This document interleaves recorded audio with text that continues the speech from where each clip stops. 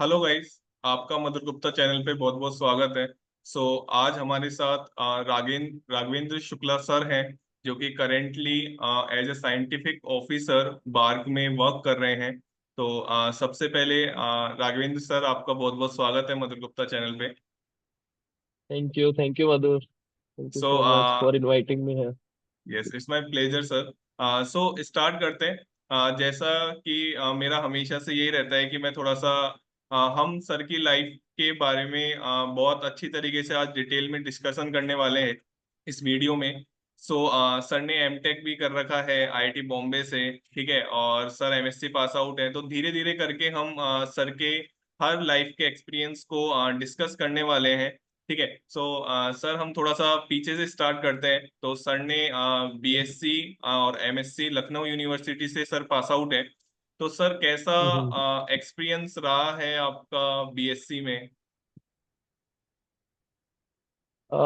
As a experience अगर जो कहोगे यार तो इट वाज वेरी गुड। मतलब लखनऊ यूनिवर्सिटी में आप अगर जो लखनऊ यूनिवर्सिटी से बीएससी एमएससी कर रहे हो तो then you will have very good theoretical knowledge. And then in BSc you will only get to know about the basic knowledge about science. But if you get the interest in you, मतलब एक subject में आपको अच्छा interest आ रहा है, then you go for the MSc. So many students try for IIT JAM. I also tried for that, but unfortunately मैं वहाँ पे नहीं JAM क्वालिफाई नहीं कर पाया. Then I got this Lucknow University for my MSc, and it was very good experience there. I got very good theoretical knowledge there, especially in geology. So yeah, it's very good. Okay. जैसा कि sir ने बताया कि उनका geology background रहा है, ठीक है, तो आपको बहुत सारी नई नई इंफॉर्मेशन आपको मिलने वाली है, और एक करियर गाइडेंस भी आपको जियोलॉजी के बारे में मिलने वाली है। जैसा मैं आप सभी को बता देता हूँ, सर ने फर्स्ट ईयर में ही, एमएससी के फर्स्ट ईयर में ही गेट क्वालिफाई नहीं, क्रैक कर लिया था, और उनकी ऑल इंडिया रैंक 1.5 रही है। सर, कैसा एक्सपीरियंस था कि फर्स्ट ईयर में ही गेट क्वालिफाई हो जाना, वो भी इस रैंक के साथ? एक्चुअली वो BARC का एग्जाम था जब मैं MSc फर्स्ट ईयर में था. Then I crack that BARC exam, Bhabha atomic research centre. But unfortunately उस टाइम पे मेरे पास में क्वालिफाइंग डिग्री नहीं थी, तो I was not able to appear in that exam. But हाँ, जब मैं MSc अपीयरिंग में था, then I qualified GATE and then I joined MTech at IIT Bombay. So that was my journey from science to some part of engineering, masters in technology. So that was a big step. But yes, you can get a very great exposure there. If you are studying in university and then you got the exposure of IIT, so the level of understanding and the friends who were there with me, they are very good, and was I was very like inspired by them. तो वही हुआ कि फिर जब BARC का exam नहीं दे पाया तो थोड़ा गुस्सा भी आया कि भाई हमारा रिटर्न हो गया, अभी इंटरव्यू नहीं देने दिया, आई विल पास MSc. फिर उसके बाद में मैं IIT बॉम्बे जब पहुंचा तो वहां पे मतलब initially I was struggling because the competitors there was like anything. You can not imagine how they are studying. मतलब वो लाइब्रेरी में रहते हैं, लाइब्रेरी में ही सो जाएंगे, केवल नाश्ता करने हॉस्टल आएंगे, then again they will go in library. So जब हम यहाँ से गए लखनऊ से वहां पे पहुंचे तो I was struggling like anything. But धीरे धीरे I have handled all the things and then I qualified the exams there also. Then presently I am here. Okay. Sir, थोड़ा सा गेट के एग्जाम पे आते हैं। मैं आप सभी को जैसे मैंने हम्म. बताया कि ऑल इंडिया रैंक 115 रही है जियोलॉजी एंड जियो फिजिक्स में। आप कुछ सजेशन देना चाहेंगे स्टूडेंट्स को कि आप प्रिपरेशन में ये कर सकते हैं? हाँ, देखिए अगर जो अभी जैसे कुछ स्टूडेंट्स हैं they are studying BSc in there, मतलब यूनिवर्सिटीज में ही BSc करते हैं. फिर MSc, कुछ स्टूडेंट्स MSc जो है वो IITs में कर आईआईटी। रहे हैं, एंड यस। कुछ हैं जो यूनिवर्सिटी से कर रहे हैं. तो बेसिकली थोड़ा सा तो डिफरेंस तो रहता ही है. तो अगर जो मैं यूनिवर्सिटीज के बच्चों को बोलूंगा तो मतलब मैं उनको ये बोलूंगा कि यूनिवर्सिटी के बच्चों की आदत होती है ना, they try to read all the things. Yes. मतलब मैंने भी यही गलती करी थी कि because they are university people, और उनको ये सिखाया ही जाता है कि उनको पूरी बुक्स पढ़नी है, otherwise they will not get the knowledge. But the thing is for, obviously books पढ़ना चाहिए, मैं ये नहीं कह रहा बुक्स पढ़ना चाहिए, but from the point of view of the GATE exam I will suggest कि आपको बहुत सेलेक्टेड चीजें बुक से ही पढ़नी है, पूरी पूरी बुक्स लेके नहीं बैठना है। और दूसरा चीज, जो लास्ट ईयर के एग्जाम्स है ना, लास्ट ईयर के क्वेश्चंस पेपर है, पीवाई क्यू। दैट मतलब 10 to 15 year, yes 10 to 15 year you have to solve, like you have to write the question and then you have to solve by yourself, otherwise थोड़ा सा मुश्किल होता है। तो मेरा तो यही था, तो मैंने तो ऐसे ही प्रिपेयर किया। मतलब मेरे पास अभी भी मेरे जो नोट्स हैं उसमें मैं पहले तो मैं पहले सारे क्वेश्चंस पेपर का प्रिंट आउट लेता था, and then I write all the questions, then I try to solve by my self, nothing, no, मतलब कोई भी ऐसा हेल्प नहीं लेना है when I sit for like हमको अभी क्वेश्चंस करने हैं करके। ओके। तो सो ये तो है आपने थोड़ा सा। कोई भी कोचिंग ज्वाइन नहीं की थी इस एग्जाम को? नहीं, ओके। सो नहीं, नहीं, मैंने जैसा, कभी कोई कोचिंग नहीं ज्वाइन करी। अच्छा आपने कभी कोई जो कोचिंग ज्वाइन नहीं की है। ओके। सो हम्म। जैसा कि आप देख भी सकते हैं कि बिना कोचिंग के भी ऑब्वियसली रैंक अचीव की है सर ने। ठीक है। और पीवाई क्यूज तो हमेशा हर एग्जाम में बहुत इंपॉर्टेंट रोल प्ले करते ही हैं। ठीक है। तो थोड़ा सा यस। और आगे बढ़ते हैं। तो सर जैसे कि आपने बोला कि लखनऊ यूनिवर्सिटी से आप आईआईटी बॉम्बे गए, तो सबसे पहले तो एमएससी से एमटेक की जो ब्रांच चेंजिंग है, जो कि आपने बोला बीटेक बैकग्राउंड वाले एमटेक जनरली करते हैं, तो ये कैसा मतलब डिसीजन मेकिंग कैसा रहा आपको उस टाइम पे? एक्चुअली यार, मेरा जो माइंडसेट था पहले से ही, तो I wanted to be a, मतलब a geologist from MSc onwards, कि I wanted to be a mineral explorationist, presently I am doing mineral exploration. तो मेरा ये था कि यार हमको अभी ना, MSc is the cloud, like MSc में आप you will get the theoretical knowledge about one particular subject, but if you want to channelize yourself into some specific branches, like if you want to do mineral exploration, then you have to be very practical about those things. So I think कि मैं जब MTech join कर रहा था तो मेरे दिमाग में यही था कि हाँ, मैंने अभी कुछ कुछ थेरेटिकल चीजों में थोड़ा सा नॉलेज लिया है, now this is the time to have some practical knowledge okay. about the branches to which I have interest, like मेरा जियो फिजिक्स में भी बहुत इंटरेस्ट था, तो वहाँ पे आपको जियो फिजिक्स के एक्सप्लोरेशन रिलेटेड एक्टिविटीज पे मतलब बहुत सारे कोर्सेज आपको करने को मिलते हैं। फिर आपको मिनरल एक्सप्लोरेशन या ग्राउंड वाटर एक्सप्लोरेशन पे आपको स्पेसिफिक सब्जेक्ट्स मिलते हैं, those are very focused on the exploration point of view.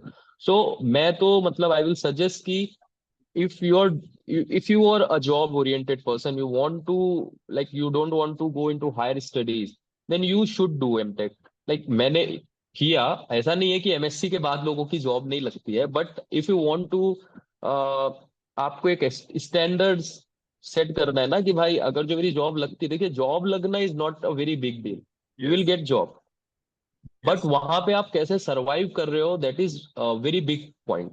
Yes. Yes. So MTech के बाद से जो मेरा थिंकिंग प्रोसेस है या जो प्रैक्टिकलिटी है सब्जेक्ट को लेके, आई थिंक कि या इट हैज बिकम। ओके। सो सो जैसा कि सर ने बताया कि इन 2 ईयर का प्रोग्राम आईआईटी बॉम्बे में रहा है, इनका जियोलॉजी इनका बैकग्राउंड रहा है। तो सर वो 2 ईयर का प्रोग्राम के बारे में आप कुछ बताना चाहें कि ऐसा सिनेरियो रहता है आईआईटी बॉम्बे में और ऐसा इन्वायरमेंट है आपके सब्जेक्ट को लेके? देखिए, आईआईटी बॉम्बे में जो हमारा सब्जेक्ट जियोलॉजी है उसमें वहाँ पे आपको दो ब्रांचेस, जब मैं 18 to 20 किया हूँ तब वहाँ पे दो ब्रांचेस थे, अभी तो मुझे आइडिया नहीं है। ओके। तो वहाँ पे एक जियो एक्सप्लोरेशन करके कोर्स था और एक पेट्रोलियम जियो साइंसेस करके कोर्स था। ओके। तो I was selected in Jio exploration course. तो उस जियो एक्सप्लोरेशन कोर्स में ये था कि आपका जो फर्स्ट ईयर रहता है उसमें आपको बहुत सारे जैसे आपके हमारे जो जियोलॉजी बैकग्राउंड के बच्चों को शायद समझेंगे कि उसमें आपके पास में फर्स्ट सेमेस्टर या फर्स्ट ईयर में केवल आपको कोर्सेज करने होते हैं। उन कोर्सेज में आपको जियो केमिस्ट्री, फिर आपको जो ground water exploration, mineral exploration, sedimentary faces और सेडिमेंटोलॉजी, ये स्पेसिफिक सब्जेक्ट्स को आपको पढ़ाए जाते हैं, and they they will surely guide you in future if you are joining as a geologist in any organisation. तो वो वहां पे आपको बहुत हेल्प करते हैं। फिर उसके बाद में आपको जो आप सीखते हैं 1 साल, उसको आपको as a project you have to, मतलब आपको उसको प्रोड्यूस करना है कि जो अभी आपने सीखा है। तो फिर आपको एक प्रोजेक्ट दिया जाता है 1 साल का। ओके। फिर उस प्रोजेक्ट में आपने जो टेक्निक सीखी है या जो आपके दिमाग में कुछ आइडिया आ रहा है, you have to talk to your professor and then you have to apply those techniques. So overall it's kind of a PhD type, but I will okay. Not tell कि it's a PhD, but yes, whatever you will learn in first year, you will apply in second year. So yeah, it is actually very good experience there. और मैंने बोला ना कि सबसे ज्यादा important चीज है ना कि आपको बहुत अच्छा एक्सपोजर मिलता है, यस। बहुत ही अच्छा एक्सपोजर। ओके। सो जैसा कि सर ने अपना एक्सपीरियंस 2 ईयर का शेयर किया है, सर मेरा एक क्वेश्चन इससे रिलेटेड ये है कि हम्म। आईआईटी बॉम्बे में एंट्री थ्रू गेट एग्जाम आपकी हुई थी और एनी इंटरव्यू भी हम्म। आपका हुआ था? हाँ, आईआईटी बॉम्बे में जब मेरा एडमिशन हुआ था तो गेट का रैंक तो ऑब्वियसली होता ही है, बट हाँ, आपका एक इंटरव्यू भी होता है। तो उस इंटरव्यू में आपसे बहुत बेसिक्स क्वेश्चन पूछे जाते हैं। वो जॉब के जो लेवल है, जॉब के इंटरव्यूज के क्वेश्चंस का, उस उससे बहुत हल्के क्वेश्चंस होते हैं। और वहाँ पे mostly 4 people will be there in panel. मेरे में 4 थे, maximum 5। And they will ask basic questions like, they know कि you are doing MSc, then या general stratigraphy, general geology, they will not ask. हाँ, they can ask about the project which you have done in your MSc. Okay. So most of the questions can be there okay. from your project. Yes. Project से, okay. So sir एक question मेरा related MSc MTech से ही है कि MSc से हम्म। Lucknow university या किसी university से जब स्टूडेंट आईआईटीज में पहुंचता है तो ऑब्वियसली हम्म। गैप ज्यादा है इन्वायरमेंट में काफी। तो आप क्या बहुत। सजेस्ट करना चाहेंगे आप अपने एक्सपीरियंस से कि आपको इन चीजों का ध्यान रखना चाहिए? क्योंकि अगर मैं मेरी बात ही बताऊं तो मैं जब पहुंचा था हम्म। कॉलेज से जयपुर सुबोध कॉलेज से आईआईटी कानपुर में, तो समझने में ही काफी टाइम लग गया था कि जैसा कि आपने स्टार्टिंग में भी बोला था। तो आप क्या एक्सपीरियंस शेयर करना चाहेंगे और क्या सजेशन देना चाहेंगे आने वाले स्टूडेंट्स को? देखो यार, मैं अगर जो आपको बोलूं कि अगर जो आप यूनिवर्सिटी से आईआईटी में जा रहे हो ना, तो आपको बहुत जल्दी बहुत नहीं भागना है। देखो, आपका खुद का एक पोटेंशियल है। यस। तो मैं एक्सपीरियंस तुमको शेयर करूंगा कि मैं थोड़ा सा कॉम्पिटिटिव था। तो मैं जब लोगों को देखता था कि they are working like anything, they are working so hard, so मैंने भी डिसाइड किया कि ठीक है, मैं क्यों नहीं कर सकता, मैं भी बहुत मेहनत करूंगा। तो मैंने अपना स्लीप साइकिल बर्बाद कर दिया। मैं पहले अगर जो मैं 7 घंटे नहीं सोता था तो मैं अगले दिन कुछ नहीं कर पाता था, that was my habit. But when I join there, मैंने बच्चों को देखा वो 3 घंटे सो के भी बहुत आराम से सब कुछ कर रहे हैं। तो first of all I will suggest कि आपका जितना पोटेंशियल है आप उतना ही करो। दूसरों को देख के बहुत इंस्पायर हो, बहुत ज्यादा कॉम्पिटिटिव नेचर अपने आप अपने अंदर रखो, लेकिन आप जितना हेल्दी रह के कर सकते हो उतना करने का ट्राई करो।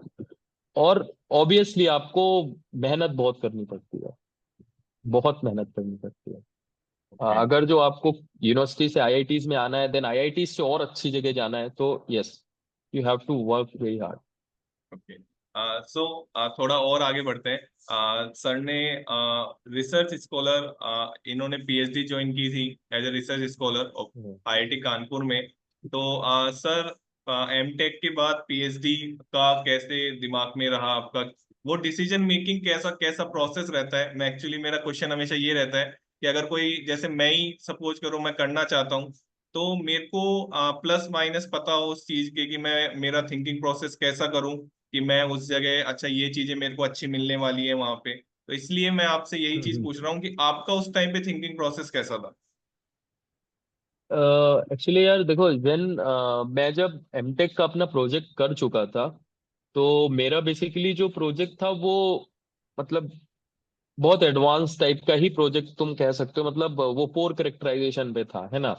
तो मतलब जब I was doing MTech there in IIT Bombay, तो मेरे को थोड़ा सा इंटरेस्ट आया कि हाँ चलो, रिसर्च में भी अच्छा हो रहा है। मतलब कि अगर जो आप कुछ करते हो, कुछ सीखते हो, फिर उसको अप्लाई करते हो और उससे कुछ गुड रिजल्ट्स आते हैं, तो थोड़ा सा इंटरेस्ट आता है कि हाँ ठीक है, अभी हम इस एरिया में और काम कर सकते हैं। तो फिर यही सोच के मेरे दिमाग में है कि जब मैंने एमटेक कर लिया है, अभी मेरे पास में इतना एक्सपीरियंस हो गया है, एमएससी का एक प्रोजेक्ट था, एमटेक का एक प्रोजेक्ट था, तो मैं क्यों इसी चीज को आगे नहीं बढ़ा सकता हूँ। तब ये सोच के मैंने पीएचडी ज्वाइन करी थी। बट वहां पे जाके देखो, प्रैक्टिकलिटी कुछ और होती है। देर यस। आर मतलब some professors are very good, they will try to understand what are you thinking and how you are thinking and in what way you are going to apply those things in your research. But some professors are there in IIT, I know, but I will not tell the name. कि they will just ask you to do whatever they want to do. So I was not like that kind of guy. That's why I left PhD from IIT Kanpur, and I have cracked the exam, and I have joined the here in as a scientist here in BRC. ओके। So थोड़ा सा आप जैसे PhD के लिए जो admission होता है आईआईटीज में या फिर यूनिवर्सिटी से भी पीएचडी में जाते हैं, तो हमारे केमिकल साइंस की बात करें तो जेआरएफ होता है, गेट होता है। तो आपने हम्म। भी कोई इंटरव्यू दे के आप पीएचडी में एडमिशन लिया था आईआईटी कानपुर में? देखो, मेरा एमटेक था आईआईटी बॉम्बे से, और मेरा CGPA was very good. Okay. So अगर जो आपको इंटर आईआईटी एडमिशन लेना होता है, तो फिर आपको गेट की जरूरत तब होती नहीं है। ओके। और उसके पहले मैं कॉम्पिटिटिव एग्जाम्स की ही तैयारी कर रहा था when I was in MTech there in IIT Bombay. वो मैंने 2000 जो 19 19। 20 में बहुत सारे एग्जाम्स दिए। हाँ, फिर उसके बाद में फिर यहाँ पे मेरा इंटर डिपार्टमेंट, इंटर आईआईटीज था। तो फिर मैंने आईआईटी कानपुर में एडमिशन उसी बेसिस पे लिया। फिर यहाँ पे एक इंटरव्यू हुआ, they asked about the whole geology, whatever the questions they are thinking, कि भाई वो पूछ रहे थे आपका क्या इंटरेस्ट है, आप कैसे करना चाहते हो, क्यों करना चाहते हो। फिर बेसिक जियोलॉजी थोड़ी बहुत, then I got selected. Okay. तो जैसा सर ने डिस्कस किया कि उन्होंने कुछ एग्जाम भी दिए थे, तो मैं उन एग्जामों पे आता हूँ अब। कि सर ने 2019 में यूपीएससी कंडक्ट करा रहा था शायद, असिस्टेंट हाइड्रोलॉजिस्ट के एग्जाम की बात। तो सर वो कुछ एग्जाम्स के बारे में बताएं, अपना एक्सपीरियंस शेयर करें। एक्चुअली जो ये असिस्टेंट हाइड्रोजियोलॉजिस्ट होता है, वो मतलब बेसिकली हाइड्रोजियोलॉजिस्ट का काम होता है कि जो ग्राउंड वाटर है ना, हमारे वहाँ पे जो ग्राउंड वाटर रहता है, तो उस पे हम लोग, उन लोगों का बेसिकली रिसर्च ये रहता है कि किसी भी एरिया में हम लोग कैसे किसी वाटर बॉडीज को कैसे एक्सप्लोर कर सकते हैं, और जो उससे रिलेटेड साइंस है, जैसे हाउ द वाटर लेवल और water table is changing in that area. So there are some multiple types of experience, and subsurface geophysical instruments are there जो subsurface water levels को चेक करते हैं। तो basically इस type का वो job था। ओके। तो उसमें मेरा 2019 में, हाँ, it was 2019 when I qualified that exam, but unfortunately मैं मेरा इंटरव्यू उसमें क्वालिफाई नहीं कर पाया, तो फिर मेरा उसमें नहीं हुआ। ओके। तो तो आपने जैसे एक दो एग्जाम सीजीएसई का भी आपने एग्जाम दिया था 2020 हम्म में, हम्म ठीक है? तो हम्म हम्म हम्म उन इंटरव्यू उन्होंने सर ने वो एग्जाम भी क्रैक किया हुआ है, ठीक है? उसमें भी इंटरव्यू में सर पास आउट नहीं हो पाए थे। तो सर इन एग्जामों के एक्सपीरियंस से आप थोड़ा सजेस्ट करना चाहें कि क्या कमी रह गई थी, या फिर क्या चीजों का ध्यान रखना चाहिए था इंटरव्यू में? ठीक है, इंटरव्यू में मतलब मैं आपको एक चीज बताऊंगा कि इंटरव्यू में बेसिकली आपको ना बहुत ज्यादा खुलना नहीं होता है। They will try to make you as much comfortable, you can not even imagine. हाँ, तो मेरे साथ में जो हुआ, पहला इंटरव्यू था मेरा, जो असिस्टेंट हाइड्रोजियोलॉजिस्ट का इंटरव्यू था, तो उस इंटरव्यू में तो मैं बहुत नर्वस हो गया था। शायद मुझे उस वजह से उसमें नहीं लिया गया, क्योंकि technically I was very good in that interview, but मैं बहुत नर्वस हो गया था। और दूसरे इंटरव्यू में मैं बहुत ज्यादा खुल गया था। खुल क्या गया, उन्होंने जैसे मेरे को वहां के चेयरमैन ने इतना कंफर्टेबल कर दिया कि मैं तुमको ऐसे ही वाक्य बताता हूँ कि मैं वहां पे पहुंचा, और उस चेयरमैन ने मेरे को बोला कि हाँ, आपने चाय नाश्ता किया कुछ? तो मैंने बोल दिया कि सर, नहीं किया है मैंने। तो देन उन्होंने अपने प्यून को बुला के वहां पे एकदम समोसा चाय मंगा लिया, और मैंने खा लिया। ओके। ठीक है। तो ये सब वहां पे नहीं करना है। You are they they are like judging, they are like judging you, और उन्होंने तुम्हारे जैसे बहुत देखे हैं। तो मतलब थोड़ा सा वहां पे बहुत डिसिप्लिन रहना पड़ता है, मेरे को ऐसा लगता है, क्योंकि टेक्निकली मेरा तो इंटरव्यू उसमें खराब नहीं गया था। और इंटरव्यू में पास भी था। ओवरऑल जो मेरा ओवरऑल स्कोर। पूरा क्राइटेरिया था वो, और वो भी बहुत कम नंबर से ही शायद रुका था। ओके। तो मतलब अगर जो मैं इंटरव्यू के लिए सजेस्ट करूंगा तो भाई, यू हैव टू हैव मतलब वेरी डिसिप्लिन, और जैसे आप हो वैसे रहो। मतलब बहुत ज्यादा उसमें बहुत बनने की जरूरत नहीं है कि हमको बहुत आता है या हमको एकदम नहीं आता है। जो आप हो जेन्यूनली वो वहां पे रहो, होता है। और फिर हाँ यही है। क्वेश्चंस क्या रहते हैं, मतलब एग्जाम टू एग्जाम डिफर कर रहा है, ऑब्वियसली डिफर करते होंगे कुछ पॉइंट्स। देखो करता है। लेकिन जो क्वेश्चन का जो लेवल रहता है, जैसा कि आपने बताया अपने एक्सपीरियंस से, नर्वस भी हो जाते हैं और मोस्टली हो जाते हैं, ठीक है, और ज्यादा ओपन भी दिक्कत करता है, ठीक है। तो क्वेश्चंस का लेवल क्या रहता है, मतलब वो आपके बैकग्राउंड से पूछे जाते हैं या उस जिस जॉब के लिए आप जा रहे हैं उससे रिलेटेड पूछे जाते हैं? नहीं वो मैं इसको मतलब कैटेगराइज करना चाहूंगा कि देखो, जो प्राइवेट कंपनीज के जो इंटरव्यूज होते हैं, they will look all the things. आपका जो कम्युनिकेशन स्टाइल है या आपका जो मतलब टेक्निकल नॉलेज है वो दे विल, एंड आपका जो ग्रुप एक्टिविटीज होती हैं they will see all the things. But okay. मेरे हिसाब से जो मेरा एक्सपीरियंस है कि जो आपका यूपीएससी का इंटरव्यूज होते हैं, स्पेशली जो जियोलॉजिस्ट के लिए कंडक्ट होते हैं, उसमें आपको ना, उसमें सबसे जरूरी चीज ये होती है कि आपका जो कम्युनिकेशन लेवल है ना वो कैसा है। मतलब आप एक ऑफिसर के जैसे बिहेव करते हो कि नहीं करते हो। टेक्निकल चीजें यूपीएससी में बाद में आती हैं। आप टेक्निकली थोड़ा सा वीक भी हो, या जैसे उन्होंने कुछ बहुत एडवांस क्वेश्चन आपसे पूछ भी लिया, आप नहीं भी बता पाए, that will not matter. Okay. That will not matter. मेरे एक्सपीरियंस है। बट अगर जो आपने जो चेयरमैन है उसको आपने ये फील करवा दिया कि yes yes I am the officer, and you will be selected in interview specially. बाकी आपका देखो टेक्निकल नॉलेज आपका दो फेज में हो रहा है। प्री आप दे रहे हो, there yes. Also you are giving answers only. Then आपका मेंस हो रहा है, you are writing a exam. Yes. So technically you have prove that yes I, मतलब मैं यहाँ पे रहना डिजर्व करता हूँ। Yes. So in interview I think कि आपको you have to be like an officer. Okay. मतलब बनना नहीं है, आपके अंदर से आना चाहिए वो। अंदर से आना चाहिए, यस यस, वो दिखता है, फिर वो कॉन्फिडेंस दिखता है इंटरव्यू में। सो इन हम्म। दोनों तीनों एग्जाम में जो भी आपने एग्जाम क्वालिफाई किए हैं उसमें भी आपने कोई कोचिंग ज्वाइन नहीं की थी, वो भी सेल्फ स्टडी था? हाँ हाँ, जियोलॉजी में मोस्टली बच्चे जो हैं वो, मतलब अभी तो बहुत सारी मार्केट्स आ गई हैं, अभी बहुत सारी कोचिंग्स भी हैं, बहुत सारे बच्चे ही हैं जो कोचिंग्स पढ़ा रहे हैं। Yes yes. और तो अभी तो जियोलॉजी की बहुत कोचिंग है, बट मैंने मैंने आज तक कोई कोचिंग मतलब तो नहीं करी है, ना जॉब के लिए करी है, ना किसी कॉम्पिटिटिव एग्जाम्स के लिए नहीं करी, बट मैंने कुछ लोगों को पढ़ाया जरूर है okay. So after my job. तो वो भी आप अपना एक्सपीरियंस शेयर करना चाहें, मतलब किन बच्चों को पढ़ाया है और आपको वो एक्सपीरियंस कैसा लगा टीचिंग का?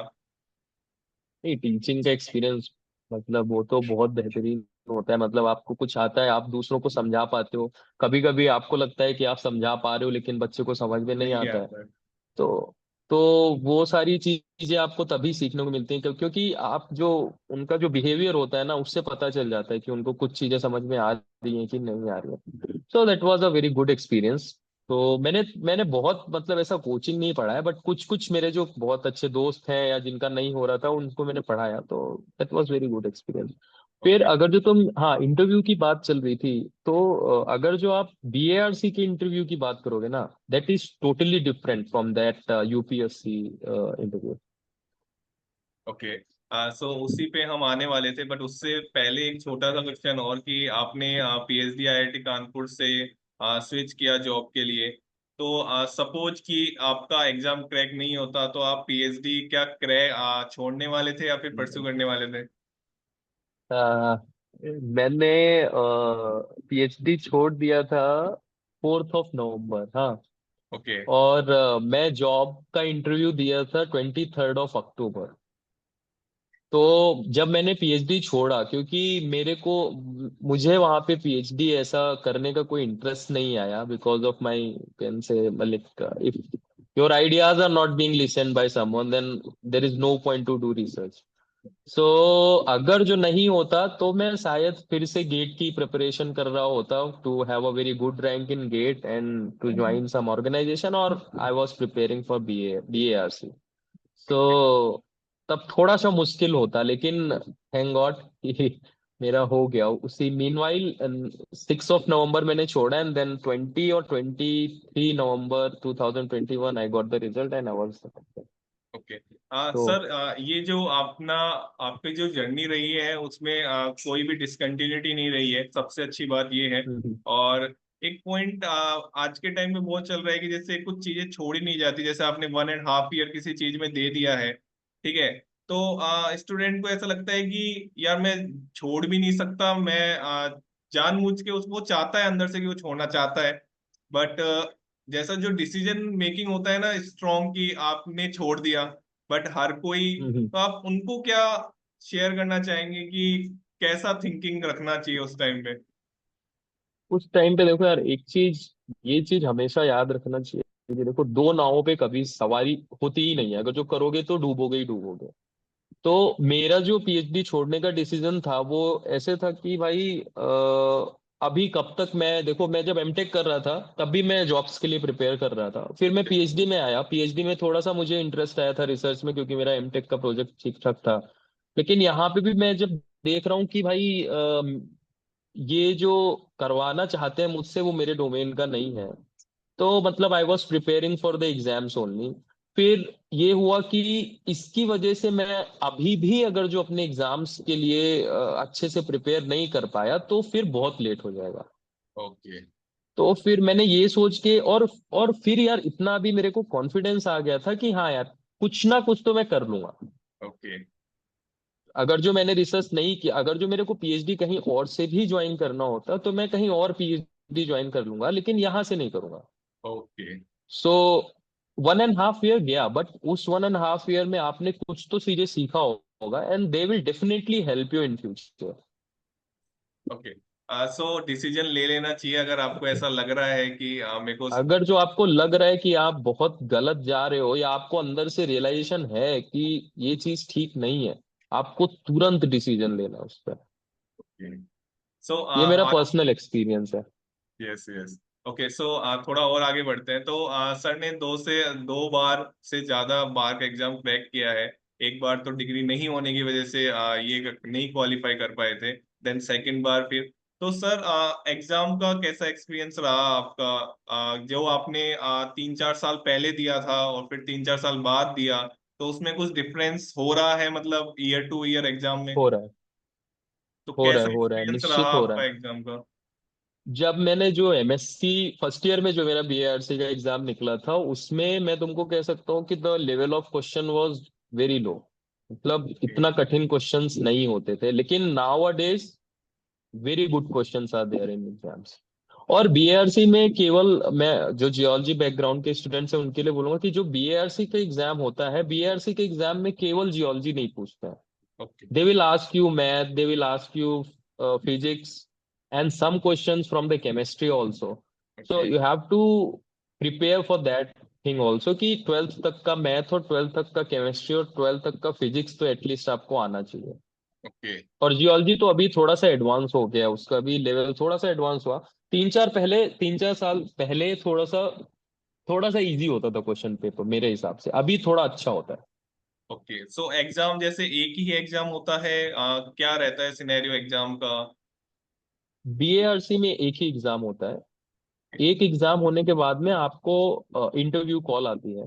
बट वो इंटरव्यू जो होता है वो आपके, जो आप यूपीएससी में कितने भी एग्जाम दे रहे हो उससे बहुत अच्छा लेवल रहता है।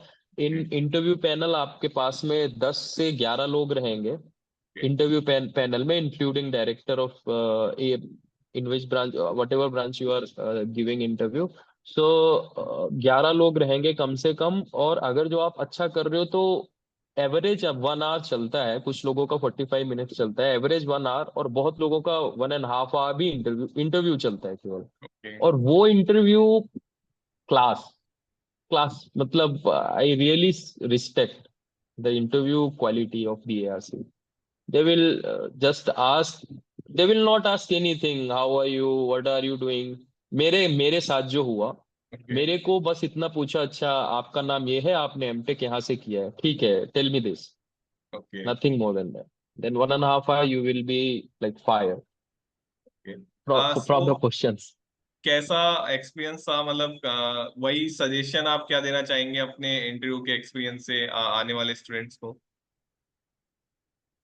अगर जो मेरे इंटरव्यू के पॉइंट ऑफ व्यू से मैं तुमको मैं अगर जो तुमको ओवरऑल पूरा एक एक्सपीरियंस बीआरसी या किसी एग्जाम के बारे में दूंगा कि देखो, जो मेरा पर्सनल एक्सपीरियंस है कि आप ना जब तक इनिशियली हार्ड वर्क नहीं करोगे तब तक आपको स्मार्ट वर्क करना नहीं आएगा। ओके। नेवर। तो you have to, like you have to be a very good hard worker, then you will learn how to do work smart। मतलब ये इस चीज पे मैं बिलीव करता हूँ। दूसरा चीज, अगर तुम बीएआरसी की बात करोगे तो बीएआरसी के लिए तुमको इनिशियली जो उसका प्री है, जो उसका स्क्रीनिंग स्टेज है, उसमें आप अगर जो जनरल जियोलॉजी पढ़ रहे हो अच्छे से, और थोड़ा सा मैथ्स और फिजिक्स और केमिस्ट्री इंक्लूड कर रहे हो अपने रेगुलर जो आपका पढ़ाई करने का तरीका है, तो देन यू विल रियली, मतलब you will crack the screening stage. फिर जो इंटरव्यू स्टेज है, इंटरव्यू में आपको बेसिक्स बहुत अच्छे से पढ़ने हैं, केवल बेसिक्स भी आप बहुत अच्छे से पढ़ लो। और जो आपके प्रोजेक्ट्स रहे हैं, जैसे आपका जो एमएससी, अगर एमएससी के जस्ट बाद आप दे रहे हो, या एमटेक के जस्ट बाद आप दे रहे हो, या पीएचडी के जस्ट बाद आप दे रहे हो, तो जो आपके जो प्रोजेक्ट्स रहे हैं उस पे आपको बहुत अच्छा नॉलेज होना चाहिए।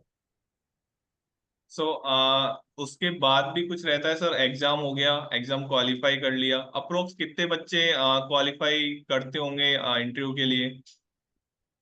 इंटरव्यू के लिए मैक्सिमम 100 बच्चे। 100 बच्चे, और देन 100 से और सिलेक्शन? सिलेक्शन कभी कभी 10 का होता है, कभी कभी 15, या कभी कभी 20। वो पोस्ट डिस्क्लोज नहीं होती है बीआरसी में। ओके। बट हम लोगों के टाइम में 150 लोग सेलेक्ट हुए थे शायद, और 20 लोगों का सिलेक्शन हुआ था। ओके। सो आपके according interview major role play करता है कि exam major role yes. Play कर? देखो बीएआरसी में यार, जो स्क्रीनिंग स्टेज होती है ना, that doesn't matter. Okay. Screening stage just for the sake that you are qualified for the interview। Okay. Everything is decided only on the performance you are giving in your interview। Okay. और आपका जो final marks आता है उसमें कहीं भी screening का number नहीं होता है, आपका केवल इंटरव्यू का मार्क्स आता है। ओके। सो इंटरव्यू के बाद भी कुछ प्रोसेस होता है कि आपको ये क्वालिफाई करना हाँ हाँ। पड़ेगा? नहीं, इंटरव्यू के बाद में आपको वन वन ईयर, अभी तो 10 मंथ्स का हो गया था, कोरोना के चक्कर में थोड़ा कम हो गया था, अभी फिर से 1 ईयर का ट्रेनिंग स्टार्ट होता है। फिर आप जब ज्वाइन करते हो, फिर आपको 1 साल का ट्रेनिंग करना पड़ता है आपको।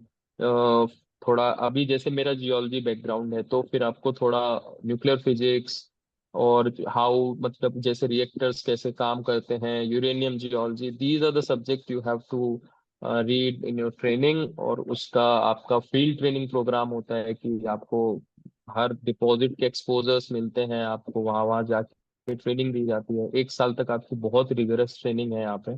फिर okay. You will be posted in some region, then you have to work. Okay.